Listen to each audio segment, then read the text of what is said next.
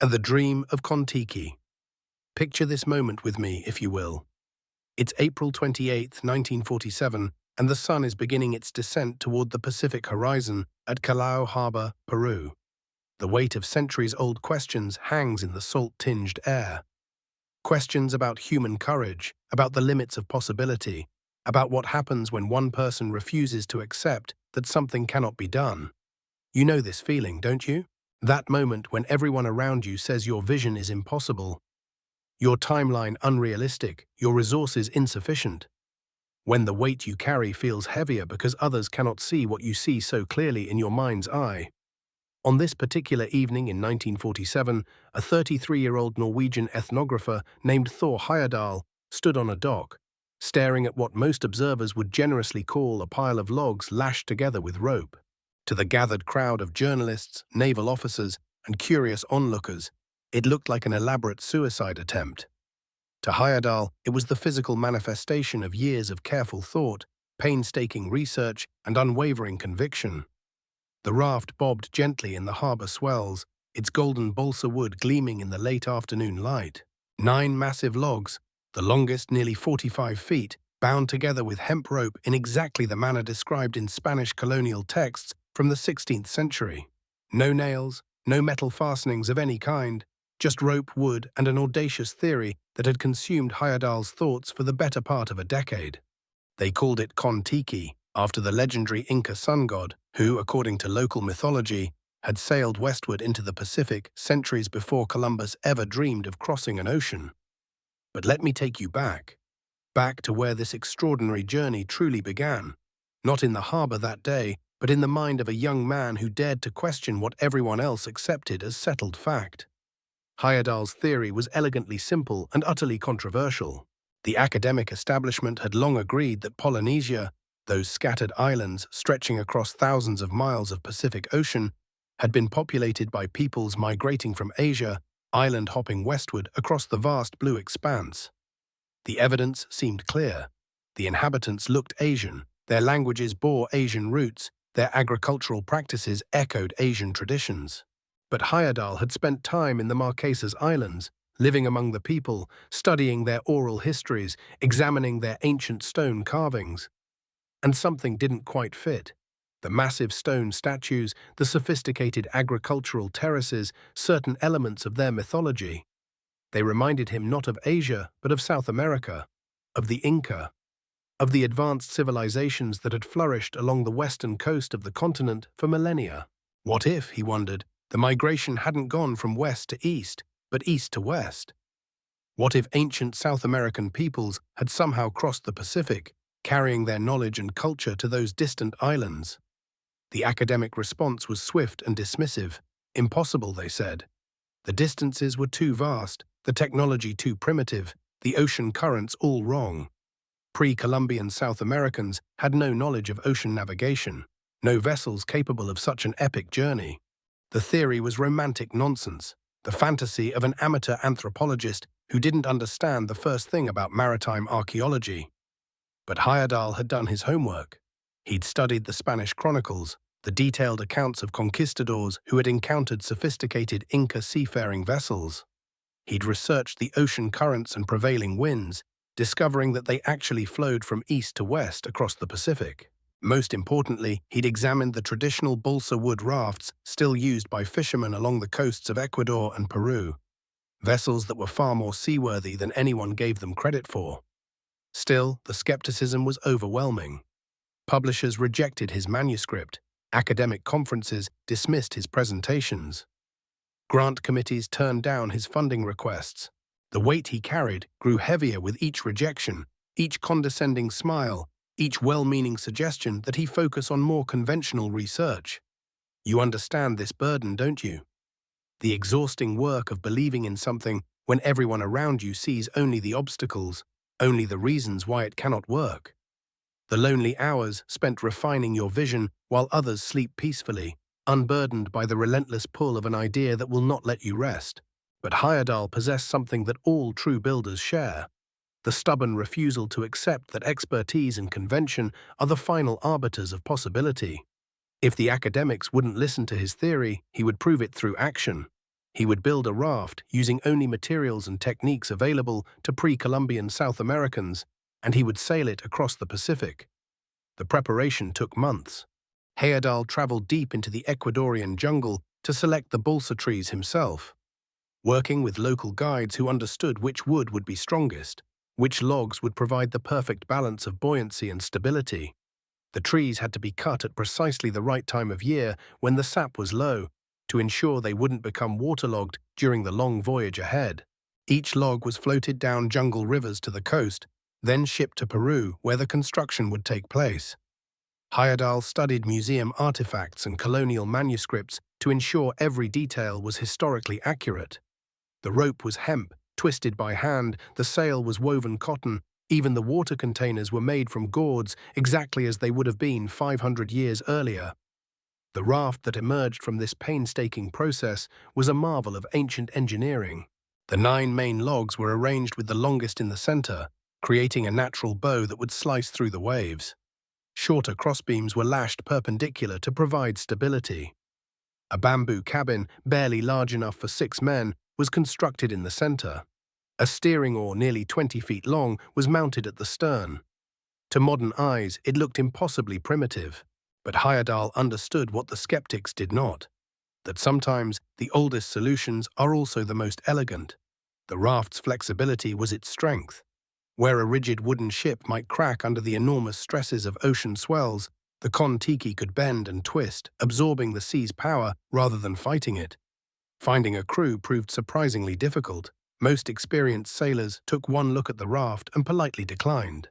But gradually, Heyerdahl assembled a team of 5 companions, each bringing essential skills to the expedition. Eric Hesselberg, a childhood friend and accomplished navigator. Knut Haugland and Torstein Raby, both radio operators who had served with distinction during the war. Herman Watzinger, an engineer whose technical expertise would prove invaluable. And Bengt Danielsson, a sociologist whose calm demeanor would help maintain morale during the difficult days ahead. None of them were professional sailors. None had attempted anything remotely like this before. But they shared something more valuable than experience. They believed in what they were building. They understood that some questions can only be answered through action. Some theories can only be tested through courage.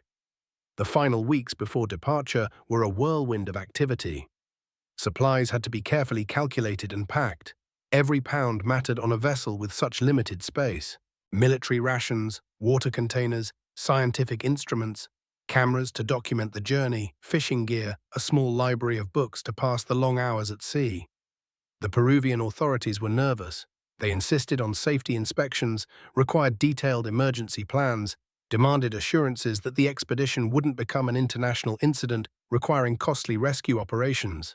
The press coverage was intense, with reporters arriving from around the world to witness what many assumed would be a spectacular failure. But there were believers too. Local fishermen, men who had spent their lives working from similar rafts, examined the Kon-Tiki with knowing eyes and pronounced it seaworthy. Indigenous elders shared stories passed down through generations, tales of ancient voyages across the Great Water. These quiet endorsements meant more to Heyerdahl than all the academic criticism combined. On the morning of April 28th, as the final preparations were completed, Heyerdahl stood alone on the dock for a few precious minutes. The weight he carried had not diminished. If anything, it had grown heavier as the moment of truth approached. 6 men, a raft of logs, and 4,000 miles of empty ocean. No engine, no radio contact with the outside world once they passed beyond range. No possibility of rescue if things went wrong. But there was something else there too, something that every true builder recognizes in these crucial moments. Beneath the fear, beneath the doubt, beneath the crushing responsibility for the lives of his companions, there was a deep and unshakable certainty. Not that they would succeed, the ocean would make that decision, but that they had to try. The crowd gathered as the crew made their final preparations. Wives and girlfriends, trying to smile through their obvious worry. Government officials, there to ensure proper protocol was followed. Journalists, notebooks ready to record either triumph or disaster. And scattered throughout, the quiet supporters who understood that some journeys must be attempted regardless of their outcome. As the sun climbed higher and the morning breeze began to fill their simple square sail, Heyerdahl looked one last time at the solid ground he was leaving behind. Tomorrow, there would be only water in every direction. Only the ancient wisdom embedded in their simple craft, the skills they had learned, and the vision that had brought them to this moment. The harbour master gave the final clearance.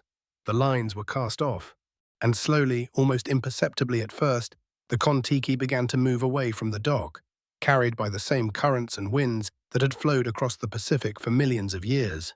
What drives someone to risk everything on an untested theory? What makes a person willing to carry such enormous weight, to shoulder responsibility not just for their own dreams, but for the safety of others who have chosen to believe alongside them? These are the questions that would be answered in the weeks ahead, written in salt spray and starlight across the vast canvas of the Pacific Ocean. Into the Humboldt Current. The answer began to reveal itself in the first light of their second day at sea. As dawn broke over the Pacific, painting the endless waters in shades of amber and rose, Heyerdahl found himself standing at the edge of their small world, watching the sun climb from what felt like the very edge of existence itself. The raft moved differently than any of them had imagined. Not the violent pitching and rolling they had feared, but something more organic, more alive. The 9 massive balsa logs beneath their feet flexed and breathed with each swell, absorbing the ocean's energy rather than fighting it. It was as if they were riding not on the sea, but with it, part of some ancient conversation between wood and water that had been going on for centuries. You know this feeling, don't you? Those first days when what you're building finally begins to take its own shape, when the weight you carry starts to distribute itself more naturally across your shoulders, when you realize that perhaps, just perhaps, the thing you've been working toward might actually work. The Humboldt Current had taken hold of them completely now, this great river within the ocean flowing northward along the South American coast before turning west into the vast Pacific. It was their highway, their lifeline, their first real test.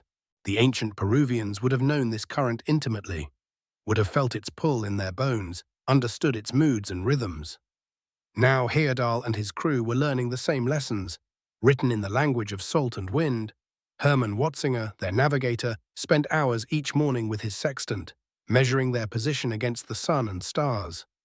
The mathematics of their journey, the careful calculations that would tell them whether they were following the path Heyerdahl had theorized or drifting toward disaster. But there was something almost meditative about watching him work. The quiet concentration, the patient alignment of instrument with horizon, the careful notation in his logbook. The daily routines began to establish themselves naturally, the way all good systems do when necessity meets human ingenuity. Eric Hesselberg, their artist and second navigator, had fashioned a small galley area where they could prepare their meals. Simple food, dried fish, coconut, sweet potato, but there was something profound about eating together on that tiny platform, surrounded by infinity. The taste of everything was different out there. The salt air seasoned every bite, made fresh water precious beyond measure. They had loaded the raft with bamboo containers filled with drinking water, but already they understood how finite their resources were, how every drop, every morsel, every decision carried weight in ways it never had on land. Knut Haugland and Torstein Rabi, their radio operators, maintained contact with the outside world. Their daily transmissions back to civilization, brief reports on position, weather, the raft's condition. But even these connections to home felt strange now, filtered through static and distance. They were becoming citizens of a different world, one measured not in city blocks or business quarters, but in the endless rhythm of swells and the arc of the sun across an unobstructed sky. The wood beneath them told its own story. The balsa logs, lashed together with hemp rope in the ancient style, had begun to swell and tighten with seawater. What had seemed impossibly primitive in the harbour at Callao now revealed its wisdom. The logs didn't fight the water. They absorbed it, became part of it. The rope bindings, wet and stretched, had found their natural tension. Everything was settling into its proper relationship. Bengt Danielsson, their ethnographer, spent long hours observing and recording these details. The way the raft moved through different types of swells, how the wind patterns changed throughout the day, the subtle signs that might tell them what the ancient voyagers had known.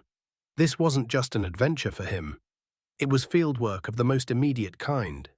By the third day, they had begun to understand the ocean's moods.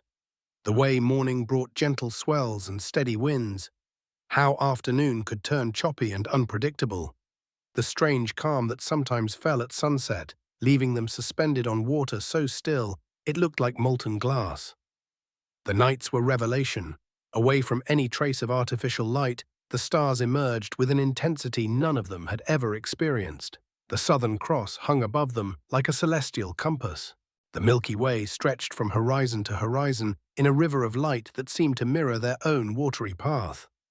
Heyerdahl would lie on his back, watching the constellations wheel overhead, and wonder what the ancient navigators had seen in these same patterns. What stories they had told themselves about direction and destiny. The sound of the raft became their constant companion, the gentle slap of water against the logs, the creak and whisper of rope under tension, the soft flutter of their square sail catching and releasing the wind. At first, these sounds had seemed foreign, even alarming, but gradually they became as natural as breathing, the soundtrack of their new existence.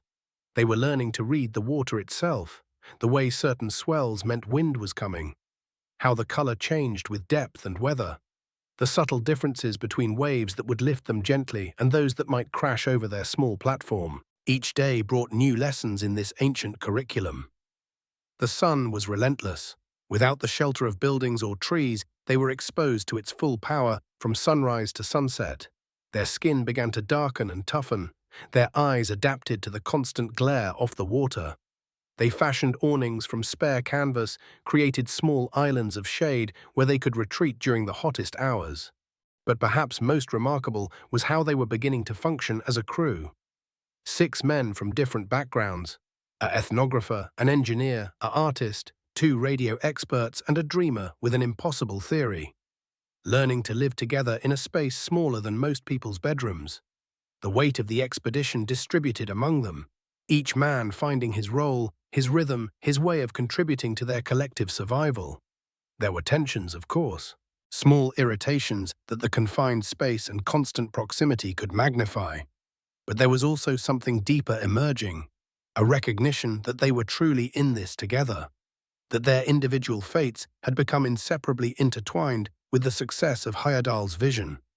The raft itself seemed to be teaching them, its simple construction, its reliance on natural materials and ancient techniques. It demanded a different kind of thinking. You couldn't force solutions the way you might in the modern world. You had to work with what you had, adapt to conditions rather than trying to control them, find harmony rather than dominance. This is perhaps the hardest lesson for those who carry great weight, who are used to making things happen through will and determination. Sometimes the most powerful thing you can do is let go. Allow the current to carry you. Trust in the deeper wisdom of systems that have been tested by time. By the end of their first week at sea, they had traveled nearly 200 miles from the Peruvian coast. The Humboldt Current was proving as reliable as Heyerdahl had hoped, carrying them steadily northwest toward the heart of the Pacific. But they were also beginning to understand the true scale of what lay ahead. The ocean seemed infinite in every direction. On clear days, they could see perhaps 20 miles to the horizon, a tiny circle of visibility in an expanse that stretched for thousands of miles in every direction. They were like a speck of dust floating through space, utterly insignificant in terms of scale, yet somehow part of something magnificent and vast. The weight Heyerdahl carried had not diminished. If anything, it had grown heavier with each passing day. He was responsible not just for proving his theory, but for bringing these 5 men safely across an ocean on what many still considered a suicide mission. Every decision, from their course corrections to their rationing of supplies, carried consequences that could ripple out for weeks or months. But there was something else emerging alongside that weight, a growing confidence, not in the certainty of success, but in the rightness of the attempt itself. Each day the raft proved seaworthy. Each night they remained afloat and moving west. Each small problem they solved together, these were not just steps toward their destination, but proof that the vision was sound. The ancient Peruvians could have made this journey. The technology was adequate. The ocean was navigable. The human spirit was capable of carrying such weight across such distances. With each mile they traveled, Heyerdahl's theory moved from the realm of speculation into the territory of lived experience. What you're building, the weight you carry. Sometimes it requires this kind of faith, the willingness to commit fully to an untested vision, to trust in principles and preparations even when the outcome remains uncertain, to find your rhythm in the midst of vastness, and to keep moving forward one day at a time. Under a canopy of stars, when darkness fell across the Pacific, the true magnitude of their undertaking revealed itself. The sun would slip beneath the horizon with the swiftness that only comes near the equator. And suddenly, the Kon-Tiki found itself adrift in an ocean of stars. The night sky above the Pacific in 1947, unmarked by the glow of cities or the haze of modern life, stretched from horizon to horizon in perfect infinite black. The Milky Way emerged like a river of light flowing directly overhead, so brilliant that it cast shadows on the bamboo deck. Stars that appeared as mere pinpricks from land now blazed with an intensity that seemed almost within reach. For Heyerdahl and his crew, these nights brought a different kind of awareness. The vastness that surrounded them became not just horizontal, but vertical, stretching up into depths of space that made their own journey seem both insignificant and profound. Here, floating on 9 balsa logs in the middle of the world's largest ocean, they found themselves witnesses to something most humans never experience: the full, unfiltered glory of the cosmos. The weight you carry in your daily life, those decisions that feel so pressing, so immediate, they take on a different quality when viewed against such immensity. Not diminished exactly, but placed in a context that allows for deeper breathing, for the kind of perspective that only comes when you step outside the familiar boundaries of your world. They established a watch system from necessity, but it became something more, a rhythm that connected them to the ancient patterns of seafaring. 2 men would remain awake through each 4-hour shift, one keeping lookout while the other tended to the steering oar or made small adjustments to their course, but mostly they simply existed in the profound quiet of the open ocean at night. Hermann Watzinger, the expedition's meteorologist, found these night watches particularly moving. A man of science, accustomed to measuring and quantifying the natural world, he discovered that some experiences resist measurement. The stars, he wrote in his journal, seem close enough to pluck like fruit from a tree. We are sailing through space itself. The sounds of night on the Pacific created their own symphony. The gentle, constant whisper of water moving past the balsa logs, the soft creak of rope and bamboo as the raft flexed with each swell, the occasional splash as a flying fish landed on deck or slipped back into the dark water. Sometimes, carried on the wind, they would hear the distant calls of seabirds, petrels and boobies that somehow found their way to this remote patch of ocean. What you're building requires this kind of attention to subtle signals, the ability to distinguish between the normal sounds of progress and the warnings that demand immediate action. The crew learned to read these nighttime messages with increasing skill. A change in the rhythm of waves against the hull might indicate shifting currents. The sudden silence of fish activity could herald the approach of larger predators. Even the behavior of the stars, as they wheeled slowly overhead, provided navigation cues that had guided Pacific voyagers for centuries. Knut Haugland, their radio operator, often took the midnight watch. A veteran of wartime missions that had required him to operate alone behind enemy lines, he possessed a natural comfort with solitude. But even he found the Pacific nights transformative. "There is a quality of aloneness here," he reported to his radio contacts, "that is not loneliness. We are more connected to the fundamental forces of the world than we have ever been on land." The isolation was absolute in ways that are difficult to comprehend in our connected age. No lights appeared on any horizon. No aircraft traced paths across the sky. No distant engine sounds carried on the wind. They existed in a bubble of human presence floating through an environment utterly indifferent to their survival. Yet somehow, paradoxically, this created not anxiety, but a profound sense of peace, the weight you carry, those responsibilities that follow you even into attempted rest. They need this kind of space to settle. Not the artificial quiet of a closed room, but the vast, breathing quiet of natural forces larger than human concerns. The crew found that their most pressing worries from land, the skeptics who predicted their failure, The academic careers that hung in the balance seemed to dissolve into proper proportion under that canopy of stars. Their attempts to supplement their provisions by fishing became a crucial part of the night routine. The darkness brought different species to the surface, creatures that spent their days in the deep waters below, rising with the cover of night to feed in the upper layers of the ocean. The crew rigged lines with hooks fashioned from safety pins and bits of metal, using flying fish as bait for larger prey. The excitement of a successful catch provided moments of pure, uncomplicated joy that cut through any lingering doubts about their mission. When a line would suddenly go taut and begin screaming away from the raft, whoever was on watch would call for help, and soon half the crew would be awake, working together to land whatever had taken their bait. One night, about 3 weeks into their journey, they hooked something substantial. The line cut through the water with such force that it threatened to snap or pull the makeshift rod from their hands. Working in shifts, they fought the fish for nearly 2 hours, taking turns on the line while others held lanterns to provide what light they could. When they finally brought their catch alongside the raft, they discovered a dorado, a magnificent fish nearly 4 feet long, its sides flashing gold and green even in the lamplight. The struggle to bring it aboard became a team effort that required all their ingenuity, using ropes and wooden clubs, coordinating their movements on the unstable platform of the raft. What you're building often requires this same kind of collaborative problem-solving, the ability to adapt quickly when circumstances demand new approaches. The crew had no proper fishing gear, no established techniques for landing large fish from a balsa raft. They had to invent solutions in real time, using whatever materials they had at hand. The successful catch provided more than just food, though the fresh fish was a welcome change from their stored provisions.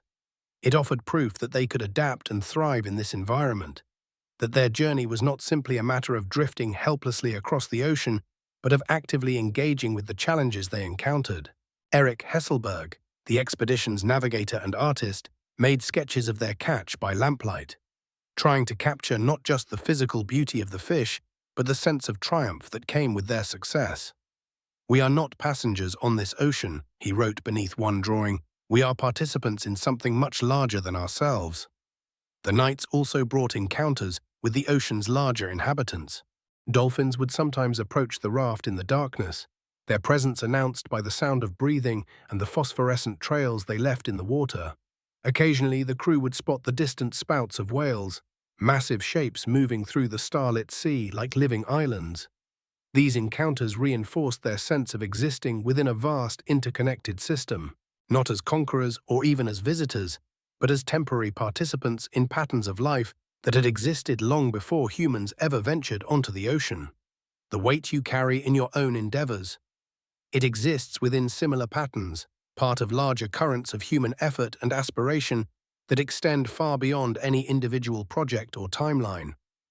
As the weeks passed, the night watches became periods of deep contemplation for each crew member. Torstein Rabi, their second radio operator, found himself thinking about the ancient Polynesian navigators who might have made similar journeys, following the stars across vast distances with only their knowledge of wind and wave patterns to guide them. "We have instruments and radio contact," he noted in his log. "We know our approximate position and can call for help if necessary. But we are beginning to understand what it might have felt like to make this journey with only faith and skill as companions. The weight you carry, those moments when you lie awake, calculating risks and possibilities, they find their proper context in this kind of perspective.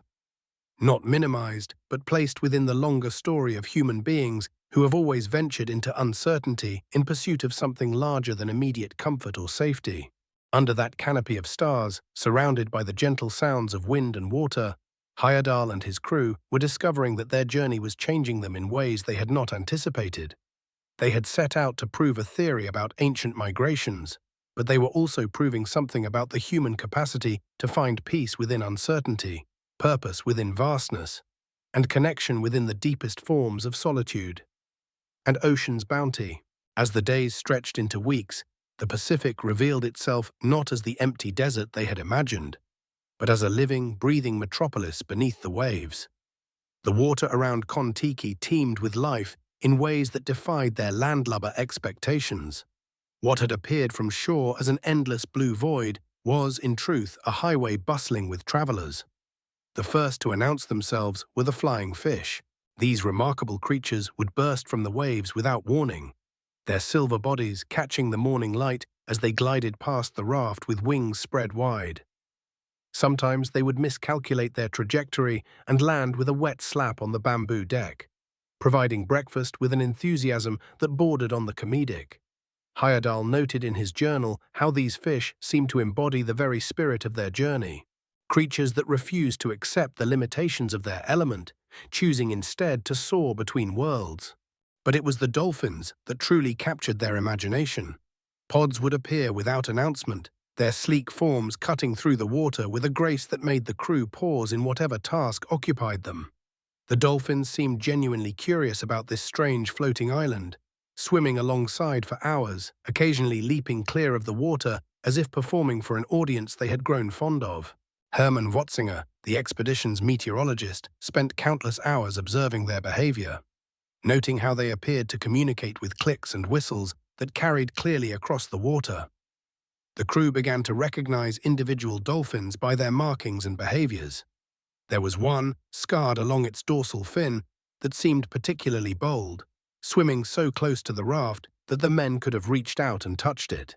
They named him Curious George, though Heyerdahl wondered if perhaps it was the dolphin who had named them, cataloguing these strange surface dwellers in whatever way dolphins keep their records. As they drifted deeper into the Pacific's embrace, larger visitors began to appear. Whales would surface in the distance, their spouts visible on the horizon like brief exclamation marks against the sky. The crew learned to distinguish between species by the shape and height of these spouts, blue whales announcing themselves with towering columns of mist, while smaller pilot whales created more modest displays. When the wind was right, they could hear the whales breathing, deep, resonant exhalations that reminded them how small their wooden world truly was. The bird life proved equally fascinating and far more practical. Frigate birds would appear as dark silhouettes against the clouds, their enormous wingspans allowing them to glide for hours without apparent effort. These aerial pirates would follow the raft, waiting for opportunities to steal fish from the crew's lines or snatch flying fish from the air. Their presence became a kind of companionship, a reminder that even in the middle of the ocean, they were not entirely alone. Boobies, with their distinctive diving technique, provided endless entertainment. These seabirds would circle high above the raft before folding their wings and plummeting toward the water like feathered missiles. The crew would watch, mesmerized, as the birds disappeared beneath the surface, only to emerge moments later with fish struggling in their beaks. It was a masterclass in precision, each dive calculated with the kind of accuracy that comes only from countless repetitions. The nights brought different visitors. Phosphorescent plankton would light up the water around the raft, creating trails of blue-green fire whenever something moved through the sea. Fish swimming beneath the surface appeared as glowing torpedoes, while the wake of the raft itself became a river of liquid starlight. On calm evenings, when the crew would trail their hands in the water, each movement would trigger cascades of bioluminescent sparkles, as if they were painting with light itself. But perhaps the most profound encounters came with the sharks. These ancient predators would appear with unsettling regularity, their triangular fins cutting through the water with purposeful efficiency. Rather than the mindless killers of popular imagination, the crew began to see them as the ocean's quality control officers, following the raft with patient persistence, waiting for opportunities that might or might not come. Knut Haugland, the expedition's radio operator, became fascinated by shark behavior. He would spend hours observing them from the edge of the raft, noting how they seemed to follow patterns, appearing at certain times of day or in response to specific activities. When the crew cleaned fish, sharks would materialize as if summoned by some underwater telegraph system. Yet they showed remarkable restraint, investigating but rarely attacking, as if they too were simply curious about these strange visitors to their domain. The crew's attempts to document this marine abundance became an education in itself. Eric Hesselberg, serving as the expedition's artist, struggled to capture the fluid grace of dolphins or the ethereal beauty of jellyfish drifting past like underwater ghosts. His sketches filled with creatures that seemed to belong more to mythology than biology. translucent beings that pulsed with their own inner light, fish striped in patterns that would shame a zebra, and rays that flew through water with the same elegance that birds commanded in air. Watzinger took on the role of expedition naturalist, attempting to identify and catalogue the species they encountered. But many of the creatures defied easy classification. Deep ocean fish would occasionally surface near the raft. Their bodies adapted to pressures and darkness that made them seem like visitors from another planet. Some had enormous eyes designed to capture the faintest traces of light, while others had evolved their own illumination, carrying lanterns of living tissue that glowed with cold fire. The abundance around them created a strange paradox. Here they were, 6 men on a small raft in the middle of the world's largest ocean, yet they were never truly alone, never without company, never beyond the reach of life's endless creativity. The Pacific, which had seemed so vast and empty from the perspective of land, revealed itself as densely populated as any city, its residents simply moving in 3 dimensions rather than 2. As days blended into weeks, the crew began to lose track of conventional time. The sun would rise and set with mechanical regularity. But the days themselves began to feel elastic, stretching and contracting based on events rather than hours. A morning spent watching a pod of whales might feel like minutes, while an afternoon of becalmed sailing could stretch toward eternity. This was what psychologists would later call time dilation, the way our perception of duration bends and flexes based on attention and engagement. Heyerdahl found himself thinking about the ancient Polynesian navigators who had made similar journeys centuries before. How had they experienced this temporal fluidity? Had they too felt days dissolving into an endless present, where the important measure was not hours passed but miles covered, not calendar dates but the changing patterns of stars overhead? Navigation itself became a meditation on precision within uncertainty. Thorstein Rabi, handling the expedition's navigational duties, would take star sights each evening with religious devotion, using a sextant to measure the angle between celestial bodies and the horizon.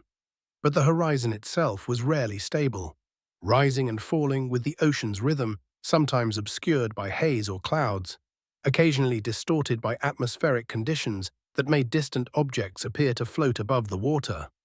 The stars, at least, remained constant. Night after night, the same constellations would wheel overhead with clockwork precision. The Southern Cross became their most reliable companion, its distinctive shape serving as a celestial anchor in a world where everything else moved constantly. Heyerdahl would often take the night watch just to spend time with these stellar friends, finding in their ancient light a connection to every navigator who had ever looked up from a small boat and wondered about position, direction, and destination. Yet even the stars played tricks on minds accustomed to land-based reference points.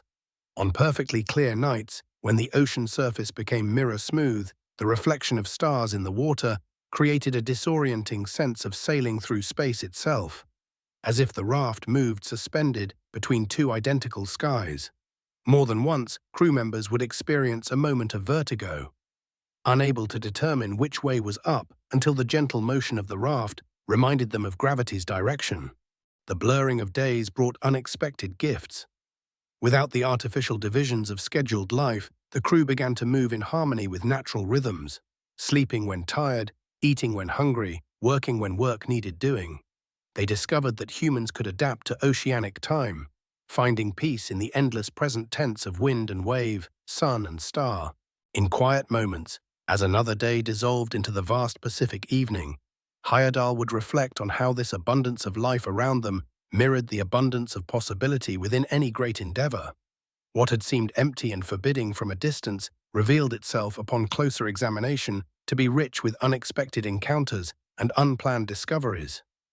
The ocean was teaching them that the space between departure and arrival, that uncertain middle passage that every leader knows so well, might be where the most important learning happens. And the stillness of the sea. But the ocean, as Heyerdahl and his crew would soon discover, was not always a teacher of constant motion. There came days when the Great Pacific simply stopped, when the winds that had pushed them steadily westward for weeks fell away to nothing, leaving the Kon-Tiki floating in a stillness so complete it seemed to stretch beyond the horizon into eternity itself. The first morning of dead calm arrived without warning. Heyerdahl woke to find the sail hanging limp against the mast, the ropes slack, the bamboo deck barely moving beneath him. The ocean had transformed overnight from a living, breathing entity into something that resembled polished glass. A mirror so perfect it doubled the sky above and created the unsettling impression that they were suspended between two identical worlds. This was stillness of a quality that those of us bound to land rarely experience. Not the quiet of a closed room or the hush of early morning, but something far more profound. The absence of wind meant the absence of the ocean's voice. No lapping of waves against the logs, no creaking of rope and bamboo, no whisper of air through the canvas. Just silence, stretching in all directions until it seemed to press against the eardrums. For leaders accustomed to constant motion, to the relentless forward momentum that building something demands, such stillness can feel like a kind of death. We are creatures of progress, aren't we? We measure our days in meetings attended, decisions made, problems solved. We find our identity in the doing, in the visible evidence of our efforts. But here, on a raft in the middle of the Pacific, doing became impossible. The crew tried at first to maintain their usual routines. They checked their position, though they had barely moved. They inspected the ropes, though nothing had changed. They looked to the horizon for signs of weather, though the sky remained an unbroken dome of blue. By the second day of calm, these activities began to feel hollow. Gestures toward productivity in a world that had temporarily suspended the very concept of progress. It was Knut Haugland, the radio operator, who first voiced what they were all feeling. "It's like we've sailed into a photograph," he said, staring out at the motionless water.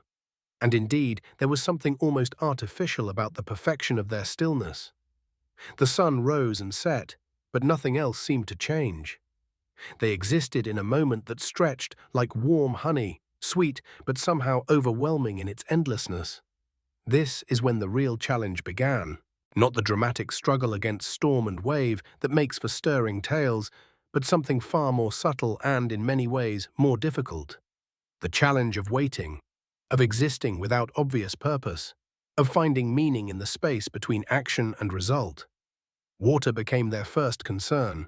The rain they had relied upon to supplement their supplies stopped falling in the windless air. Their barrels, which had seemed adequate for the journey, began to feel finite in a way they hadn't before. Heyerdahl instituted careful rationing, not severe, but mindful. Each man received his allocation in the morning to be used as he saw fit throughout the day. Some sipped slowly, making it last.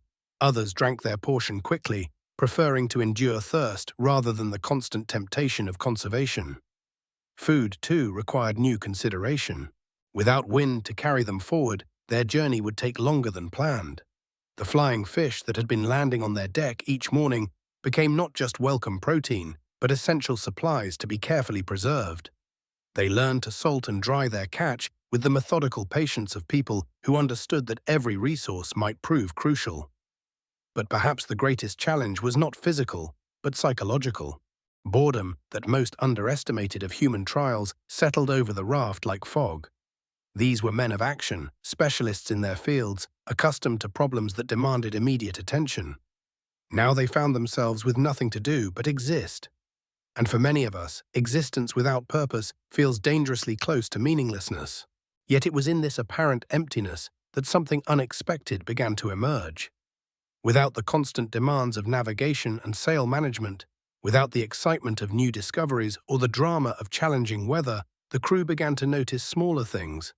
The way morning light struck the water differently each day, despite the seeming sameness.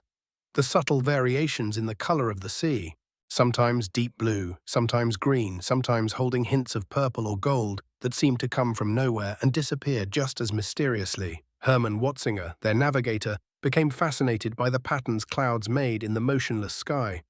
Without wind to hurry them along, the formations seemed to build and dissolve with architectural precision. He would lie on his back for hours, watching cumulus towers rise like cathedrals before collapsing into wisps of nothing. "Each one is different," he told the others, "like snowflakes, but made of air and light." Torstein Rabi discovered that the still water allowed him to see deeper into the ocean than ever before. Fish that normally remained hidden in the depths became visible, moving through the clear water like birds through transparent air. Whole schools would pass beneath them. their silver sides flashing in the filtered sunlight, creating moving constellations in the blue-green depths. The evenings brought their own quiet revelations. Without the usual sounds of wind and wave, they could hear things that had been masked before. The breathing of sleeping crewmates. The gentle settling of the bamboo logs as temperature changes caused minute expansions and contractions. Sometimes, in the perfect stillness, they could hear the sound of fish jumping in the distance. Tiny splashes carrying across the water like whispered messages. These were not the dramatic discoveries that would make headlines back home. No one would write newspaper articles about the 17 different shades of blue they observed in a single afternoon, or the way Eric Hesselberg's quiet humming seemed to harmonize with some inaudible frequency of the sea itself. But for the men living through them, these small observations became treasures. Proof that even in apparent emptiness there was richness to be found. The sunsets during the calm period possessed a quality that none of them would ever forget. Without wind to create waves, the ocean's surface became a perfect mirror for the sky's evening performance. Colors that would normally be confined to the heavens spread across the water as well, creating a world where up and down lost their meaning.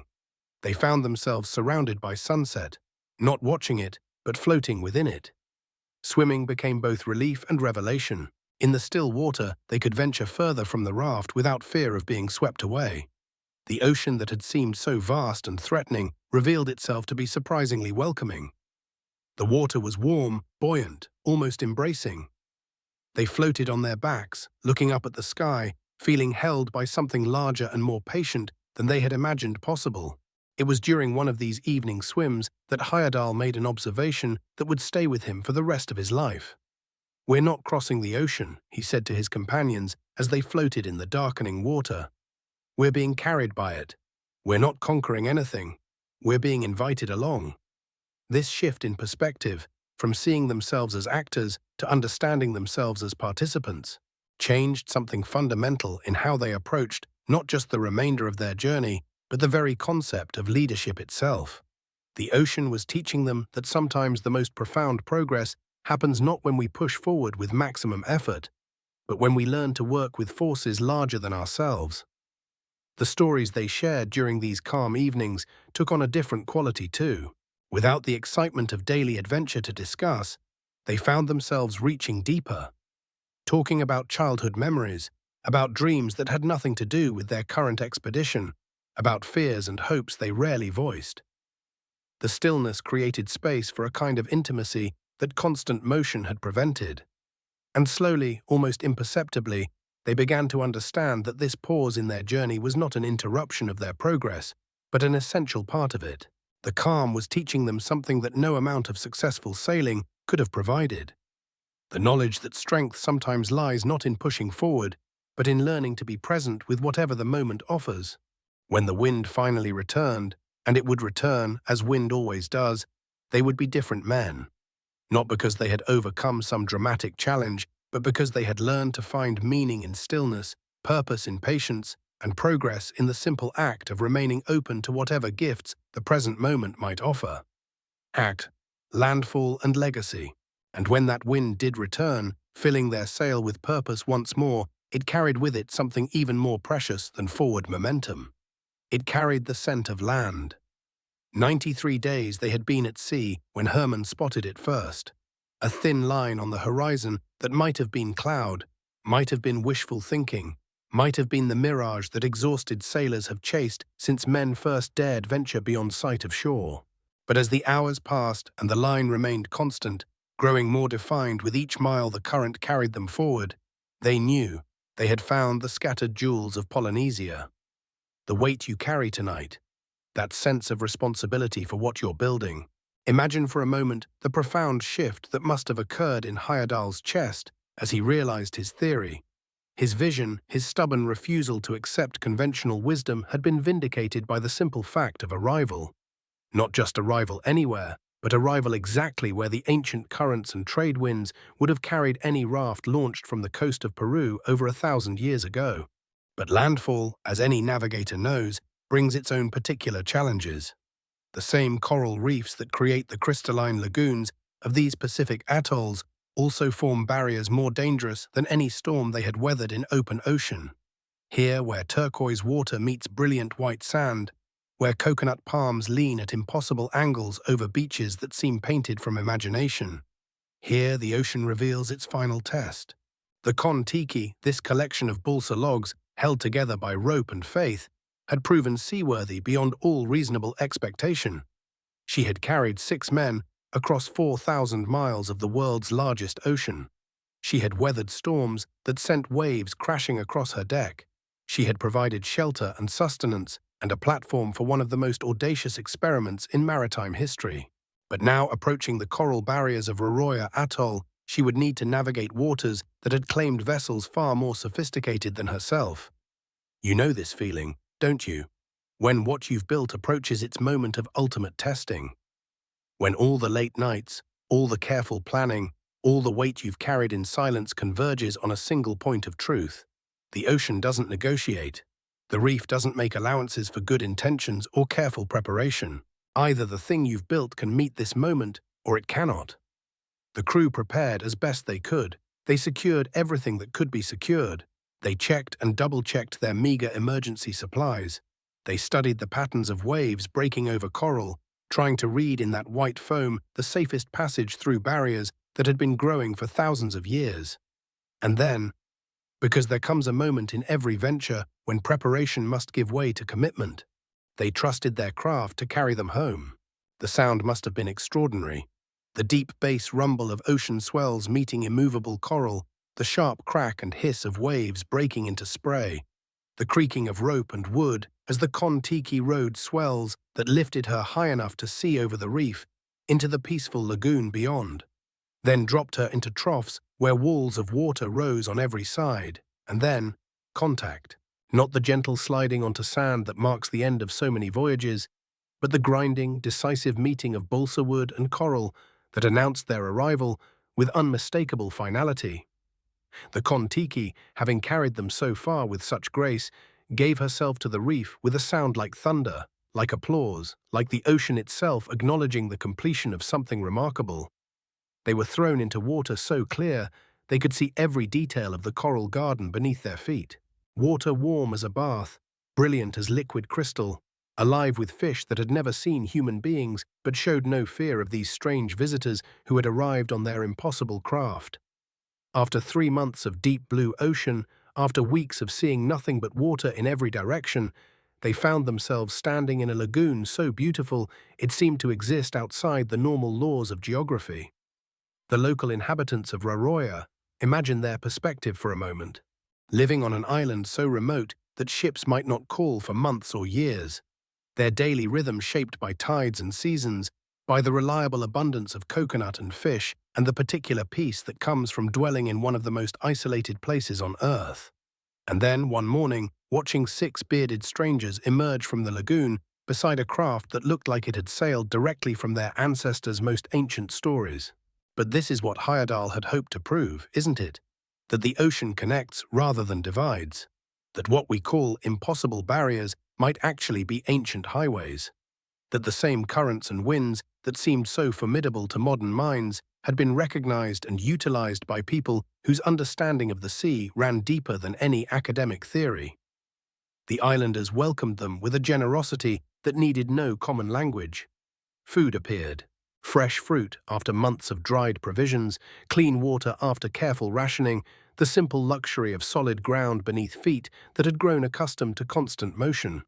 And in that welcome, in the easy hospitality extended to strangers who had arrived by the most improbable means, lay perhaps the deepest proof of Heyerdahl's theory. These were not people isolated by the ocean. These were people connected by it, part of a maritime culture that had been navigating these waters, reading these currents, following these wind patterns long before European explorers had even dreamed such distances could be crossed in open boats. The weight you carry tonight, the sense that what you're building might change how people think about what's possible. Consider how it must have felt to see that theory validated not by academic argument or scholarly debate, but by the simple fact of arrival, by standing on a beach that proved ancient peoples could have made this same journey, by meeting descendants of navigators whose courage and skill had been dismissed by experts who had never spent a single night under the Pacific stars. In the days that followed, as they waited for rescue, as they explored their temporary island home, as they documented the final chapter of their extraordinary journey, the crew of the Kon-Tiki had time to process what they had accomplished. Not just the physical feat of crossing the Pacific on a primitive raft, though that alone would have secured their place in maritime history, but the larger victory of proving that human ingenuity and determination could challenge accepted wisdom and emerge vindicated. The Kon-Tiki herself, broken on the reef but still recognizable, still bearing the carved face that had watched over their journey, became a monument to the power of testing theories against reality, rather than accepting them on authority. She had served her purpose completely, carrying them not just across an ocean, but across the boundary between impossible and inevitable. And perhaps that's the deepest lesson for those of us lying awake at night, carrying the weight of what we're trying to build, that the distance between impossible and inevitable is not measured in miles or months, but in the willingness to commit completely to testing our theories against the unforgiving reality of wind and wave, market and moment, the countless small decisions that either prove or disprove what we believe about what's possible. The rescue ship that eventually found them carried them back to a world that had been transformed by their journey. The Kon-Tiki expedition became more than a maritime adventure. It became proof that individual vision, carefully prepared and courageously executed, could challenge institutional certainty and win. That ancient wisdom might be more sophisticated than modern assumptions, that the ocean that seemed to separate civilizations might actually have connected them.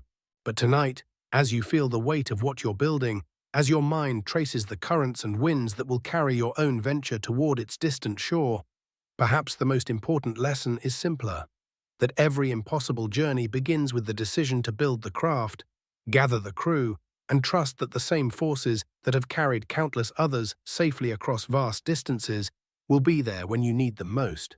The Pacific still rolls between Peru and Polynesia, vast and blue and apparently empty. But now we know it carries invisible highways, ancient routes mapped by stars and currents, proven by the simple fact that a raft built from balsa logs and bound with rope could follow them home.